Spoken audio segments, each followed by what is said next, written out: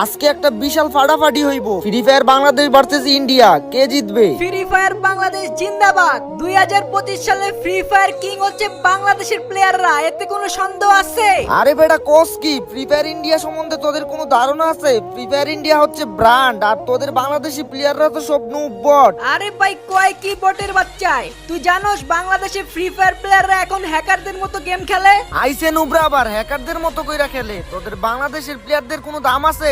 তোদেরকে কে দাম দেয়? আমাদের বাংলাদেশের প্লেয়াররা কি জিনিস, পারলে কাস্টমে আহিস, তোদেরকে দেখাইয়া দিব না আমাদের দাম আছে কি নাই। তোদের বাংলাদেশি প্লেয়ারদের কয়জনে চিনে? আমাদের ইন্ডিয়াতে আজু ভাই 40 মিলিয়ন সাবস্ক্রাইবার আছে, তোদের এত সাবস্ক্রাইবার আছে?